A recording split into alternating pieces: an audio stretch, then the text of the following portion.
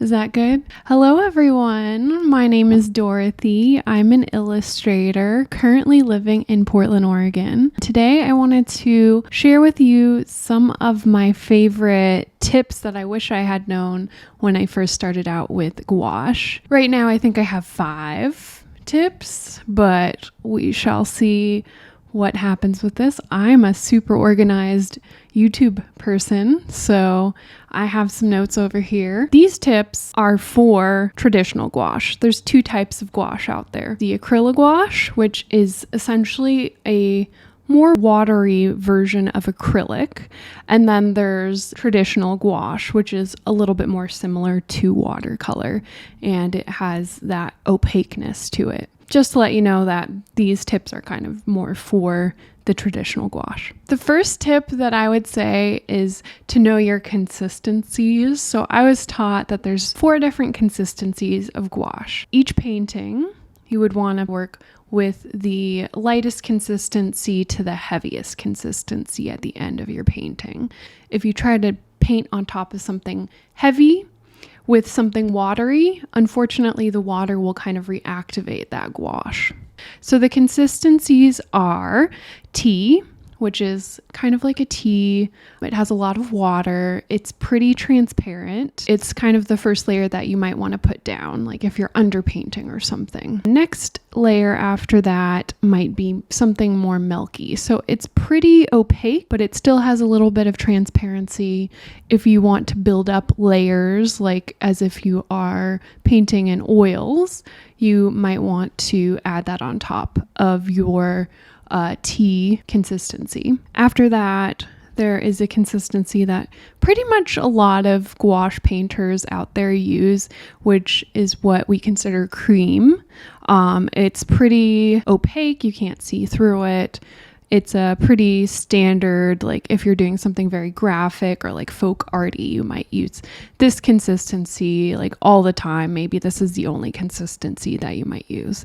And then the last consistency is just right out of the tube. I think for the most part, it's a little bit hard to work with sometimes depending on the paint. So you might still need to add a little bit of water if it's not, working out, but it depends on what you're going for too. You might end up liking the kind of more rough texture that you get from that. The main way that I might use paint straight out of the tube is just doing really detailed work like in white or a dark color. Those are the consistencies. Let me know in the comments if you have any questions about that. Okay, moving on to other tips. Tip number 2 for you. If you're having a hard time figuring out what color your gouache is going to dry down to, I would highly recommend you getting like a scrap piece of paper and just painting on there and seeing what the color dries down to. I think initially when you start with gouache, it's pretty weird how, the light colors will kind of dry down more dark and the dark colors will become lighter when they dry. So I think when you're getting used to that, you might want to just paint little swatches. You could even just do it on the side of your painting too if you have some extra space. I highly recommend that. I think also too, if you're going to be working mixed media like with a colored pencil on top of it, it's really nice to have like a kind of a swatch that you can use with your colored pencil, and you can see like what colored pencil colors work with it, what they look like on top of it and stuff. So it's kind of worth it to do just like a little swatch on the side. Tip number 3, reminder that this is all for traditional gouache.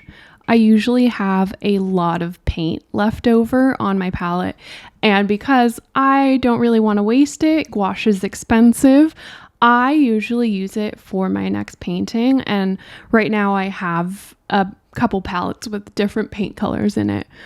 Usually what I'll do is just reactivate it with water.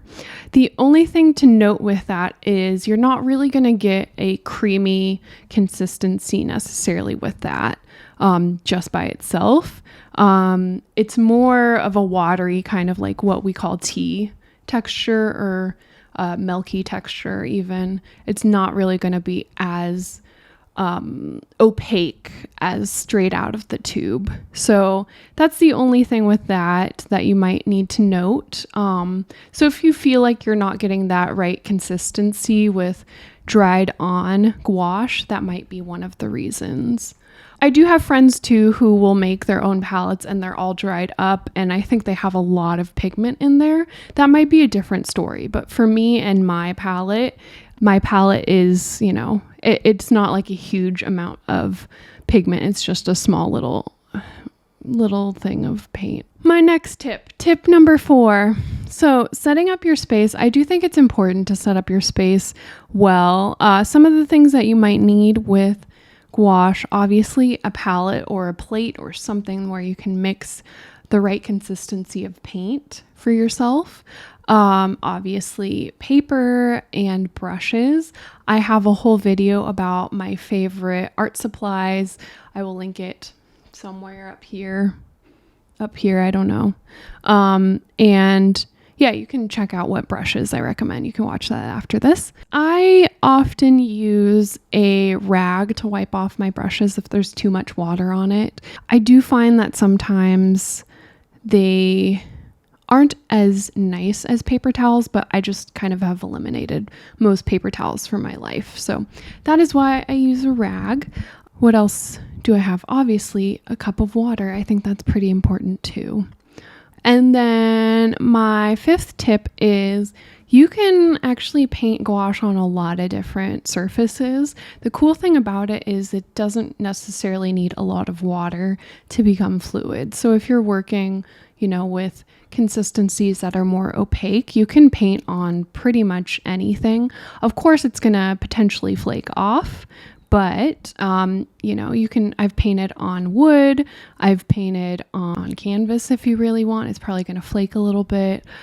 Paper. Yeah, you can paint on a lot of different surfaces, and I think that's kind of fun to figure out what kinds of surfaces you want. Right now, I am mostly working on watercolor paper and mixed media. The thing about watercolor paper that you want to know though is that a lot of times watercolor paper is really absorbent, and it's not necessarily the best paper for gouache. I kind of like mixed media paper better because I find that my paint goes a little bit longer in mixed media because it's not as absorbent versus watercolor paper, just like it kind of dries up your paintbrush really quickly. Yeah, so those are my tips that I can remember. If you like this video, give it a thumbs up, share it with friends, and subscribe. It's a fun channel. We're doing fun things, and I'll see you in the next video. Bye!